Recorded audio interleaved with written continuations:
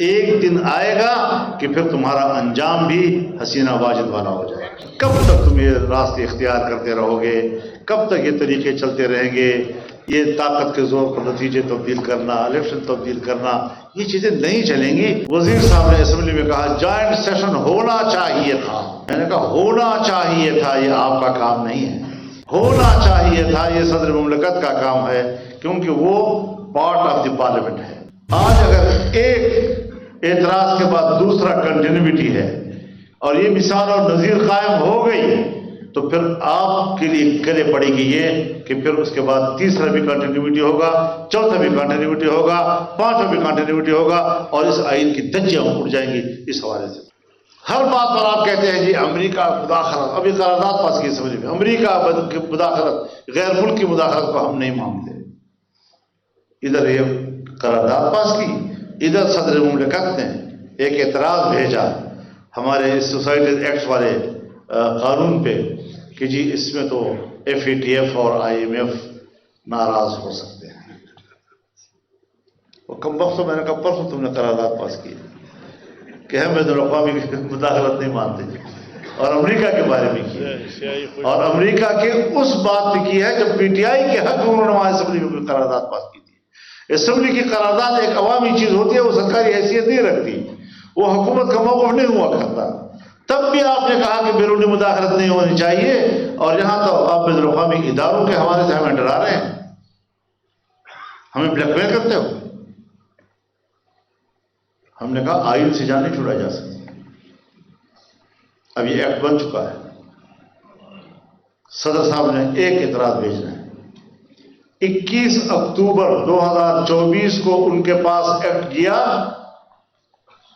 اس نے اس دن اس پہ دستخط کرنے تھے، سب پہ دستخط ہو گئے سوائے مدارس والے ایکٹ پہ، اور 28 تاریخ کو یعنی 28 اکتوبر کو انہوں نے ایک اعتراض بھیجا۔ اب 10 دن کے اندر ایک اعتراض کا اس کو حق ہے، وہ 28 کو بھیج دیا۔ اس کا معنی یہ ہے کہ یہ بھی موصول ہو چکا تھا۔ 28 کو اعتراض لگانے کا معنی یہ ہے کہ آپ کو ریسیو ہو چکا ہے۔ اب اس پر اسپیکر نے آپ کو جواب دیا کہ آئین کے آرٹیکل فلانا اور رولز کے آرٹیکل فلانے کے تحت یہ لفظی غلطی ہے جس کی اصلاح کر کے میں بھیج رہا ہوں، اور سینٹ کے چیئرمین نے بھی دستخط کیے، اور صدر نے کوئی اعتراض نہیں کیا، خاموش۔ نے یہ کہا کہ جوائنٹ سیشن بلاؤ، نہ یہ کہا کہ یہ میری تسلی کے لیے کافی نہیں ہے، نہ اس پر کوئی پریس کیا اس کو، نہ اس پر کوئی زور دیا اس نے، اور پھر جا کر 13 نومبر کو 8 اعتراضات بنا کر بھیجتا ہے۔ 8 اعتراضات۔ بھائی پہلے تو آپ کو دوسرے اعتراض کا حق نہیں ہے، پھر اگر دوسرے اعتراض کا حق ہے تو 10 دن کے اندر ہے، آپ کو تو 13 کو جا رہے ہیں آپ، اتنی تاخیر کے ساتھ آپ کو حق نہیں پہنچتا اتنے لحاظ سے۔ اب انہوں نے کہا نہیں، وزیر صاحب نے اسمبلی میں کہا جوائنٹ سیشن ہونا چاہیے تھا۔ میں نے کہا ہونا چاہیے تھا، یہ آپ کا کام نہیں ہے۔ ہونا چاہیے تھا، یہ صدر مملکت کا کام ہے، کیونکہ وہ پارٹ آف دی پارلیمنٹ ہے، اور یہ رابطہ پارلیمنٹ اور صدر کے درمیان ہوگا۔ وزارت بھی اسپیکر سے بول رہی ہے، اس پر اسپیکر بات کرے، کیونکہ یہ کارسپونڈنس ان کی جو ہے وہ اسپیکر کے ساتھ ہوا کرتی ہے، اور جو ادارہ آخر میں قانون پاس کرتا ہے صدر مملکت کے ساتھ اور پریزیڈنسی کے ساتھ وہی رابطے میں رہتا ہے۔ تو قانون قومی اسمبلی میں آخر میں پاس ہوا تو اس کا فرض ہے کہ وہ رابطے میں رہتا ہے۔ تو اس نے نہ زور دیا نہ پوچھا ہے، آپ نہ تمہیں میں نے وکیل بنایا، خود بخود وکیل بنتے ہو۔ جہاں سیشن ہونا چاہیے تھا، اس پہ ڈیبیٹ ہو سکتی ہے۔ میں نے کہا کوئی ڈیبیٹ نہیں ہو سکتی، ڈیبیٹ تب ہوتی اگر وہ اعتراض کرتا، جب وہاں سے کوئی اعتراض نہیں آیا۔ پھر اس کے بعد ایک میٹنگ ہوئی، اس میٹنگ میں ایک اور دلیل پیش کی۔ وکیل صاحبان ذرا سوچیں اس دلیل کو، آپ کو بھی پتہ چل جائے گا کہ آپ نے کیا قانون پڑھا ہے۔ کہتے ہیں صاحب وہ جو آپ کہتے ہیں نا یہ 8 اعتراض وقت کے بعد آئے ہیں، وہ 8 اعتراضات دراصل وہ پہلے اعتراض کی کنٹینیوٹی تھی۔ اب میں نے کہا یہ کنٹینیوٹی، اس کا کوئی آئینی حوالہ، کوئی رولز کا حوالہ، کوئی قانون کا حوالہ، کہاں سے کنٹینیوٹی آپ نے نکال لی ہے؟ کوئی جگہ حوالہ ہے آپ کے پاس؟ اور میں نے کہا یہ آپ سیاسی لوگ ہیں، اس طرح کی روایات آپ قائم کریں گے؟ آج اگر ایک اعتراض کے بعد دوسرا کنٹینیوٹی ہے اور یہ مثال اور نظیر قائم ہو گئی تو پھر آپ کے لیے گلے پڑے گی یہ کہ پھر اس کے بعد تیسرا بھی کنٹینیوٹی ہوگا، چوتھا بھی کنٹینیوٹی ہوگا، پانچواں بھی کنٹینیوٹی ہوگا، اور اس آئین کی دھجیاں اٹھ جائیں گی اس حوالے سے۔ تو انہوں نے کہا جی آپ کی بات وزن ہے، ہم اپنی بات چھوڑ رہے ہیں۔ چھوڑنی پڑے گی، آپ ہے کیا، ایکٹ بن چکا ہے۔ انہوں نے کہا جی اس ایکٹ میں ہم ایک ترمیم شامل کرنا چاہتے ہیں۔ میں نے کہا ترمیم بعد میں لائیں گے، پہلے اس کی گزر کرو، پہلے اس کا گزر کرو، یہ ایکٹ ہو چکا ہے۔ تب جا کر ہم نے اس کو گزٹ پہ آمادہ کیا، گزٹ ہوا، اس کے بعد 1 تاریخ کے فاصلے سے انہوں نے آرڈیننس جاری کیا، کیونکہ اسمبلی تو ہے نہیں۔ اب آرڈیننس میں انہوں نے حضرت پھر گڑبڑ کی، وہ جو محنت ہم نے کی تھی اس پر پانی پھیر دیا تھا انہوں نے۔ ہمارے پاس ہے، انہوں نے کہا اس کو نہیں مانتے، واپس کرو۔ یعنی ایسی ایسی چیزیں ہمارے پاس آتی تھیں کہ بخدا انگلیوں سے پکڑنے کی تو دور کی بات، چمٹی سے بھی پکڑنے کے قابل نہیں ہوتی تھی، اور یہ ہمارے انٹلیکچوئل تھے۔ کہاں سے یہ چیزیں آتی تھی، کیوں آتی تھی ہمارے پاس؟ ہم نے کہا جو مدارس سرکار کے وزارت تعلیم کے تحت ہیں، ان مدارس میں بچے ہی پڑھتے ہیں، ہم ان کی تعلیم ضائع نہیں کرنا چاہتے۔ بادل ناپاس ہر چند کے غلط ہیں، اگر کوئی مدرسہ وہاں رجسٹر ہونا چاہتا ہے بسم اللہ، لیکن سوسائٹی ایکٹ کے تحت رجسٹریشن اس کا کوئی تعلق نہیں۔ اب آپ مولوی صاحبہ میں تو سادہ لوگ ہیں نا، مولوی صاحبہ کو کہا گیا یہ تو تعلیمی ادارے ہیں تو وزارت تعلیم سے ہی نسبت بنتی ہے۔ اور میں نے کہا یہ تو چلو مدرسہ ہوا، تعلیمی ادارہ ہوا، ایک شخص کارخانہ بنا رہا ہے، ایک شخص ہسپتال بنا رہا ہے، ایک شخص کوئی اور ادارہ پرائیویٹ بنا رہا ہے، تو وہ پھر اپنے اپنے محکموں کے ساتھ رجسٹرڈ ہوگا۔ یہ تو 1860 میں اسی لیے صنعت حرفت کے اندر ایک ادارہ بنایا گیا سوسائٹی ایکٹ کے لیے کہ جو بھی پرائیویٹ ادارہ ہوگا، چاہے کارخانہ ہو، چاہے این جی او ہو، چاہے اسپتال ہو، چاہے عیدی والے ہوں، چاہے مدرسے والے ہوں، یہیں پر رجسٹرڈ ہوں گی تاکہ چیزیں جو ہیں وہ حکومت کے نوٹس میں رہیں۔ بس ایک ڈاکخانہ تھا، اور اس ڈاکخانے میں چیز پڑی ہوتی تھی، اس میں سرکار مداخلت نہیں کرتی تھی پرائیویٹ کاموں میں۔ پرائیویٹ ادارے خود قانون کا لحاظ رکھتے تھے، اور اس کے تحت جتنی ان کی ذمہ داری ہوتی تھی وہ سب رپورٹ پیش کرتے تھے، مالی رپورٹ۔ اور ہمارے ساتھ مدارس کے حوالے سے 2004 میں ایک قانون بنا تھا، اس میں 3 باتوں پہ اتفاق ہوا تھا۔ مدرسے کا مالیاتی نظام کیا ہوگا، مدرسے کا تعلیمی نصاب کیا ہوگا، مدرسے کا انتظامی ڈھانچہ کیا ہوگا۔ ان 3 چیزوں پہ اتفاق کے بعد کہا کہ جب قانون سازی کرو، قانون سازی ہو گئی، صوبوں سے بھی ہو گئی۔ پھر کہاں سے آیا تعلیمی بورڈ، اور وہ بھی کوئی ایکٹ نہیں، کوئی قانون نہیں، ایک معاہدہ ہے، معاہدے پہ دستخط دونوں طرف کے ہیں، لیکن یہ جو مدرسوں کو توڑ دیا گیا، بورڈوں کو تقسیم کیا گیا، اور 5 سے 15 20 بنا دی گئی، یہ تو اس میں ایک بھی شریک نہیں تھا، اس میں تو صرف 5 بورڈ شریک تھے، تم تو تھے ہی نہیں اس میں، تمہارے تو دستخط ہی نہیں ہے۔ تو اس معاہدے کے اندر کیا لکھا ہوا ہے ذرا وہ پڑھ لینا۔ اس میں لکھا ہوا ہے کہ مدارس کی جس کی بھی رجسٹریشن ہو چکی ہے وہ بحال ہوگی، نئی رجسٹریشن ہوگی تو اتنے عرصے کے اندر کرنی ہوگی، بینک اکاؤنٹ سب کے کھول دیے جائیں گے، غیر ملکی طلباء اگر پڑھنا چاہیں گے تو 9 سال کا ویزا اس کو دیا جائے گا۔ اب تنظیمات مدارس دینیہ، مدارس نے اس پر دستخط کیے، تنظیمات مدارس سے وابستہ کسی ایک مدرسے کی نہ رجسٹریشن بحال ہوئی، نہ نئی رجسٹریشن ہوئی، نہ آج تک اس کا بینک اکاؤنٹ کسی مدرسے کا کھلا، نہ کسی ایک غیر ملکی طالب علم کو ویزا ملا، تو معاہدے کی خلاف ورزی ہو گئی یا نہیں؟ اگر آپ کے مدرسوں میں انہوں نے کسی کو ویزا دیا ہو یا کسی کا بینک اکاؤنٹ کھولا ہو، وہ ہمارے مدرسوں کو بلیک میل کرنے کے لیے تھا. معاہدے کی خلاف ورزی بھی کرتے ہو، بلیک میل بھی کرتے ہو ہمیں اپنے مدرسوں کے ذریعے سے. ہم تو پھر بھی کہتے ہیں اگر کوئی وہاں رجسٹر ہونے سے جائے. تو یہ چیز اس حد تک انہوں نے پیچیدہ بنانے کی کوشش کی، لیکن اللہ تعالیٰ نے ہمیں ہمت دی اور ہم نے الحمدللہ اس پر کام کیا اور اس میں ہم جیتے ہیں. تو میرے محترم دوستو، یہ ایک پارلیمانی ایک جدوجہد ہے، یہ جاری تھی، جاری رہے گی انشاءاللہ العزیز، اور مدرسے بھی اسی طرح رہیں گے. یہ پہلا مدرسہ 1866 میں بنا ہے. 1866 سے لے کر پورے برصغیر کے محلے محلے میں اس کی جال بچھی. یہ ہماری سوسائٹی کا حصہ بن چکا ہے. لیکن اس کے باوجود ہمارے مدرسے کا طالب علم کالج بھی پڑھتا ہے، یونیورسٹی بھی پڑھتا ہے، امتحان بھی دیتا ہے، اور میرے مدرسے کے طالب علم نے آپ کی یونیورسٹی میں اور آپ کے بورڈ میں امتحان دیا ہے، اور نمبر 1 بھی وہ آیا ہے، نمبر 2 بھی وہ آیا ہے، نمبر 3 بھی وہ آیا ہے. تینوں پوزیشن ہم نے لیا. آپ بتائیں تمہارے کتنے بچے ہمارے مدرسوں کی تعلیم حاصل کر رہے ہیں؟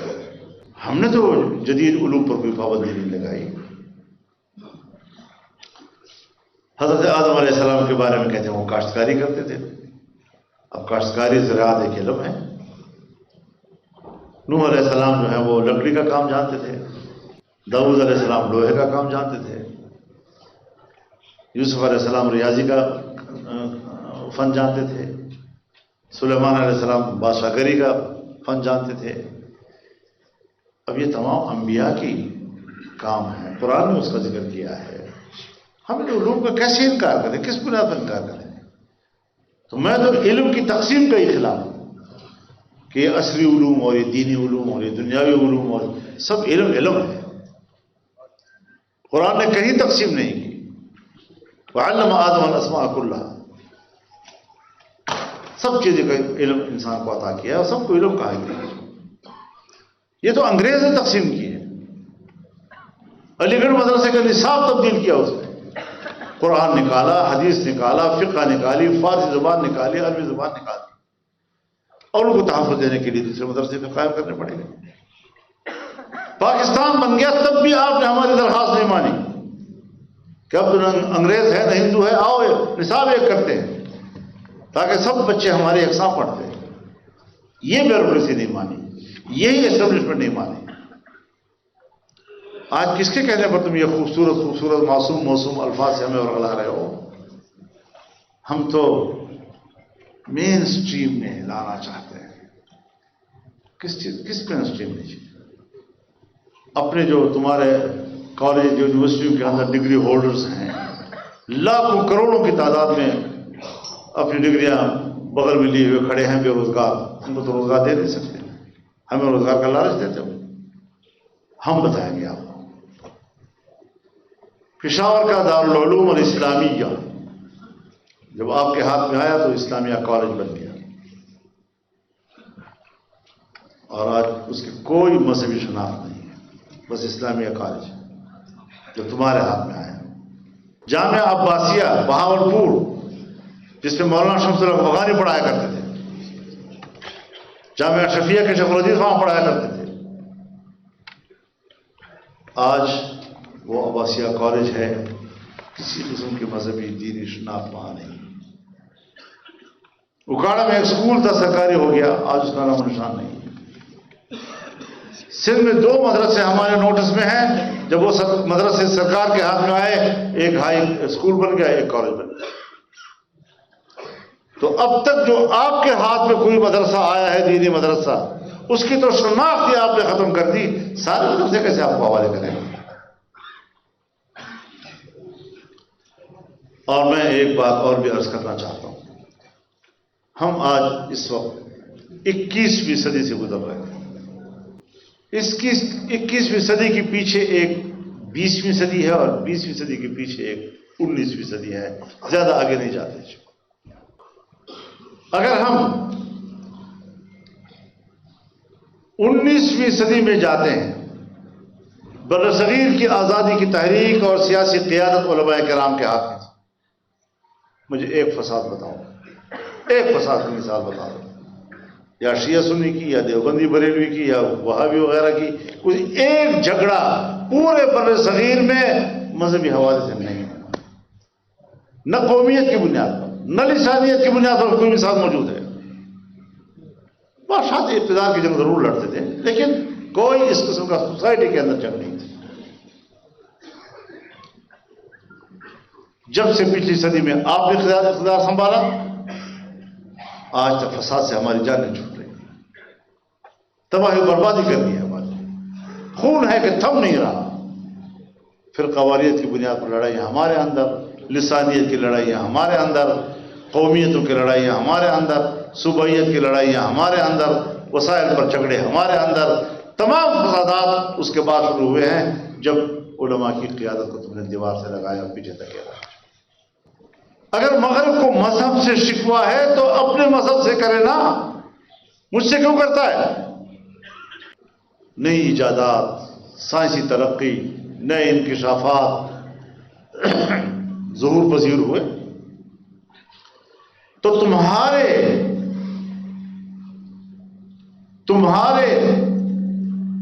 کلیسا نے اور کلیسا کے اندر بیٹھے ہوئے تمہارے پوپوں نے تم پر کفر کے فتوے لگائے ہیں. یہ کیا نئی باتیں آ گئی, یہ تو کفر ہے, یہ تو کفر ہے. یہ تنگ نظری تمہارے مذہبی قیادت نے دی ہے.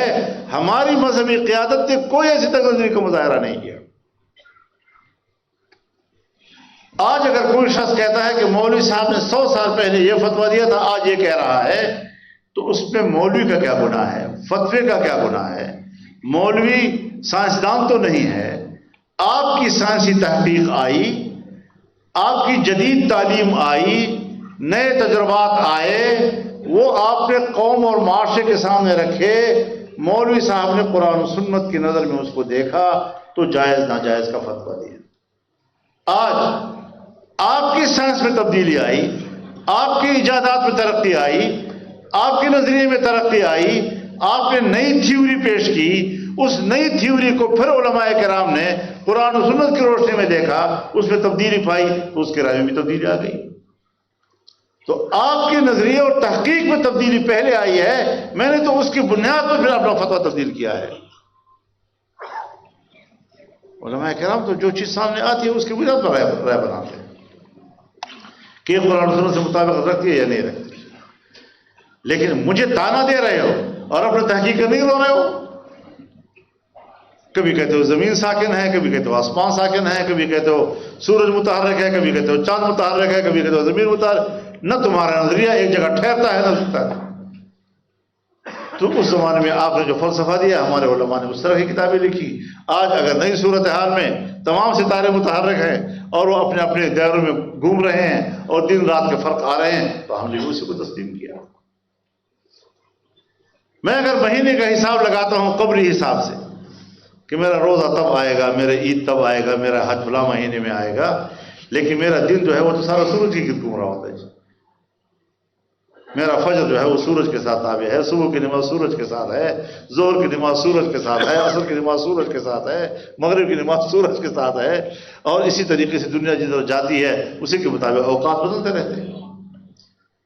تو میں نے تو قبری کا بھی انکار نہیں کیا, میں نے تو شمسی کا بھی انکار نہیں کیا, میں تو دونوں کے ساتھ ساتھ چل رہا ہوں.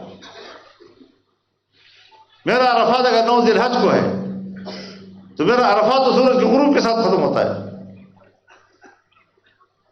تو ایک ہی دن میں شمسی کا بھی تابع دار ہوں اور میں قبری کا بھی تابع دار, دونوں نے پیدا کیے ہوئے ہیں, دونوں کا حساب شریعت میں موجود ہے. یہ بھی تو ہم نے نہیں طے کیا, رسول اللہ صلی اللہ علیہ وسلم نے خود طے کیا. ہمارے لیے شریعت کی حیثیت رکھتی ہے. تو یہ ساری چیزیں ہمیں اپنی اپنی جگہ پر اس پر مد نظر رکھنی چاہیے اور ہمیں اپنی جدوجہد تیز کرنی چاہیے. لوگوں کے اندر جائیں, شعور پیدا کریں خدا کے لیے. ایسا شعور نہ پیدا کریں کہ اگر ڈی چوک پر وفاق کی حکومت تشدد کرتی ہے تو وہ تو تشدد ہے, لیکن اگر یہاں پر بلدیاتی اداروں کے ملازمین مظاہرہ کرتے ہیں تو ان کو مارو, ان پر شریک کرو, وہ جائز ہو جاتا ہے.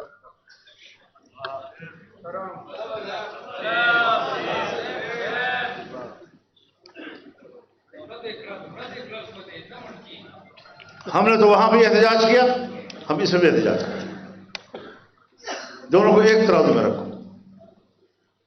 دھاندلی میرے حق میں ہوئی, اس پر بھی احتجاج ہونا چاہیے. کیوں مجھے غلط نتیجے دیا؟ تو جمہوریت کو بھی ٹھیک کرنا ہے, اپنے جمہوریت کے راستے سے دینی اسلام کے راستے بھی کھولنے ہیں, اعتماد بھی بحال کرنا ہے, دنیا کو سمجھنا ہے. آج یقین جانیے امریکہ کو اور مغربی دنیا کو سیاسی مولوی قبول نہیں.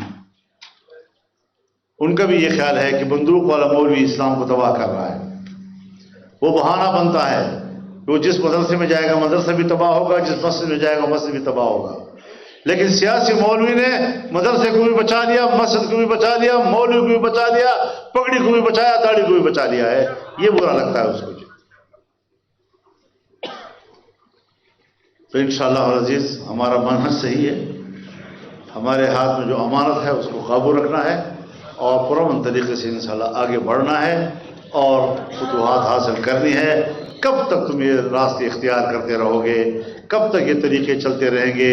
یہ طاقت کے زور پر نتیجے تبدیل کرنا, الیکشن تبدیل کرنا, یہ چیزیں نہیں چلیں گی. ایک دن آئے گا کہ پھر تمہارا انجام بھی حسینہ واجد والا ہو جائے گا.